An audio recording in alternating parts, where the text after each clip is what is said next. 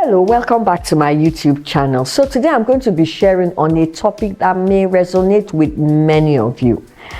And I'm sharing on networking strategies for introverted professionals.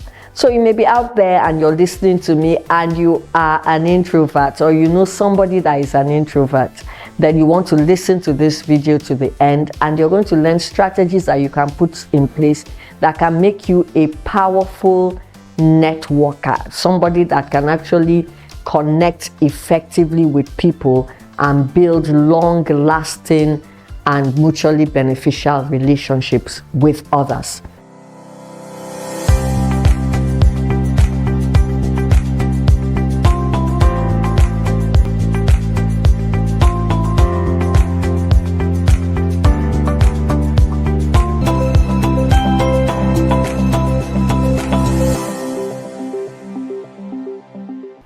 All right, so we'll get started, with the different strategies you could use for networking. First of all, I want to dispel this myth that introverts cannot be great networkers.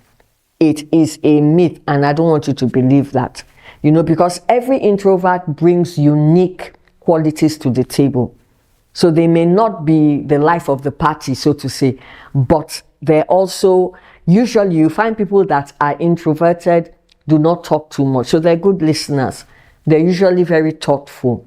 They're usually, more into other people. They would listen to you and all of that. And those are qualities, if you are an introvert, those are the qualities that you can use and build on to strengthen your networking abilities and capacity. All right, so let's go. So now, one of the things you need to do as an introvert and a professional is to choose quality over quantity. So now you're an introverted person, so you're not, like I said earlier, you're not the life of the party kind of person that is all over the place, laughing and joking and meeting people and all that. So you can focus on building deep and meaningful connections with people, with a select set of people. So instead of having to go like meeting so many people, you just find that you don't have to meet everybody. You don't have to talk to everybody. And that's why sometimes you prepare your networking before. You get to know about the event, what kind of event it is, what kind of people and all of that, and be prepared. So that is like the preparation and the planning stage.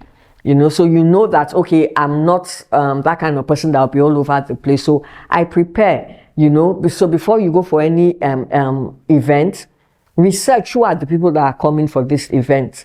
Prepare conversation starters with those kind of people. What kind of conversations would interest them? What kind of industry are you playing? What kind of, little talk and all of that. So planning can boost your confidence, especially if you're not a very confident person. So when you're already very focused, you know what is happening, you're fully armed, it builds your confidence. Another thing that comes to you probably naturally is listening, active listening and empathy. So you listen well, you're empathetic. So when you are talking to people, now I read a story, I think it's about Rockefeller, or one of these one-time richest people in the world. And, he said, the story was that he had this journal where he used to write like names of people and, just to keep in touch and just have all of it. And what he used to do was that every time he had a conversation with somebody, he would now write out